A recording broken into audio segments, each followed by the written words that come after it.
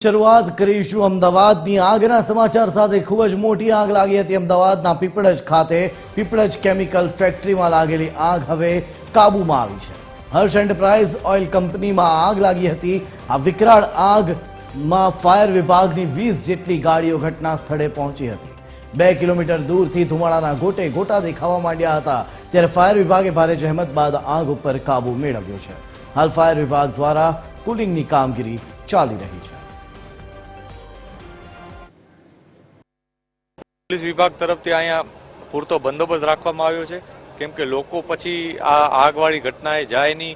બિનજરૂરી જે લોકોની જરૂરિયાત નથી એ લોકો અવર જવર ના કરે અને ફાયરના માણસો સારી રીતના કામ કરી શકે એના માટેનું જે સુવિધા પ્રોવાઈડ કરવાની છે, બેરિકેડિંગ કરેલા છે અને અન્ય સુવિધા માટે અમે મદદરૂપ અત્યારે થઈ રહ્યા છીએ। અમારી ટીમ संपूर्ण टीम અત્યારે यहाँ हाजिर है।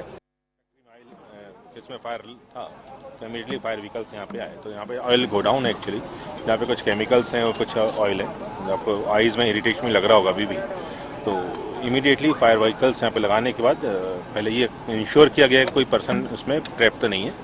वो कंफर्म करने के बाद फिर फायर फाइटिंग शुरू की गई और काफ़ी बड़ी फायर थी, इसको मेजर फायर हम बोलेंगे। और तकरीबन यहाँ पे 30 के आसपास व्हीकल यहाँ पे इंगेज किए गए थे फायर फाइटिंग और कूलिंग करने के लिए।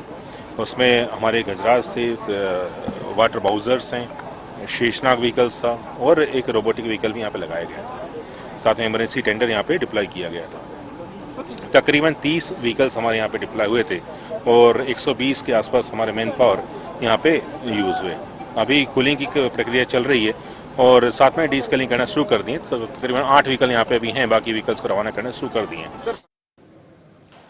तो कुल 20 જેટલી ફાયર ફાઇટરની ગાડીઓએ ભારે જહેમતે આખરે આગ ઉપર હવે કાબુ મેળવ્યો છે। કુલિંગની કામગીરી ચાલી રહી છે, ત્યારે ઘટના સ્થળ પર પહોંચ્યું છે TV13 ભાવેશ રાજપૂત આપણી સાથે જોડાઈ ચૂક્યા છે। ઘટના સ્થળથી સીધા જઈશું પીપળજ એ કેમિકલ ફેક્ટરી ખાતે કે જ્યાં આગ લાગી છે। ભાવેશ, આપની પાસેથી જાણવા માંગીશ કે હવે કેવી પરિસ્થિતિ? કુલિંગની પ્રક્રિયા ચાલી રહી હશે, પરંતુ કેટલાનું નુકસાન થયું, કેવું નુકસાન થયું? ભાવેશ।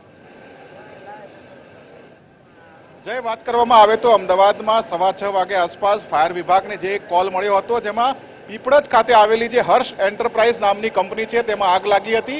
આજે આપણે દ્રશ્યો જોઈ રહ્યા છીએ તે કંપની બહારના છે કે જ્યાંથી આ આગ લાગતાની સાથે જ અફરાતફરીનો માહોલ જોવા મળ્યો હતો।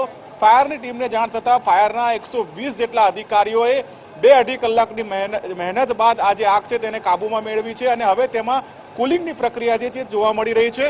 મહત્વનું છે કે આગ એટલી વિકરાળ હતી કે 2-2.5 કિલોમીટર સુધી આગના ગોટે ગોટા જોવા મળ્યા હતા અને જે કંપની છે તેમાં જે કેમિકલ હતું જેના કારણે આગ પ્રસરી હતી અને તે કેમિકલ અને સાથોસાથ અન્ય એસિડિક કેમિકલો હતા અને જેના કારણે આસપાસના વાહનોને પણ નુકસાન થયું છે। ફાયર વિભાગની 30 જેટલી ગાડીઓએ અહીંયા પાણીનો મારો ચલાવ્યો અને જેના પરિણામે આગ પર કાબુ મેળવી લેવામાં આવ્યો છે। અગત્યની બાબત છે કે આ કંપનીમાં જ્યારે આગ લાગી ત્યારે 5 જેટલા કર્મચારીઓ કામ કરી રહ્યા હતા, તેઓને અહીંયાથી બહાર સલામત રીતે લઈ જવામાં આવ્યા છે। જો કે આ કંપની કોની છે, માલિક કોણ છે અને કયા સંજોગોમાં આગનો બનાવ બન્યો તેને લઈને તપાસ શરૂ કરવામાં આવી છે। FSLની પણ મદદ લેવામાં આવશે। તેવામાં અત્યારે જે છે કે આપણે ફાયરના જે અધિકારીઓ છે તે અહીંયા જે કુલિંગ જે કામગીરી છે તે માટે પહોંચી ગયા છે અને વાત કરવામાં આવે તો અત્યારે હાલમાં 8 જેટલી ગાડીઓ છે તે ઘટના સ્થળે રાખવામાં આવી છે, બાકીની ગાડીઓ રવાના કરી દેવામાં આવી છે અને હવે કુલિંગ પ્રક્રિયા થોડી મિનિટો પહેલા શરૂ કરાઈ છે। જય જી આભાર ભાવેશ સમગ્ર માહિતી આપવા બદલ। તો હવે કુલિંગની પ્રક્રિયા ચાલી રહી છે અને ટૂંક જ સમયમાં ફાયર ફાઇટરની બાકી ગાડીઓ હવે ત્યાંથી રવાના થશે।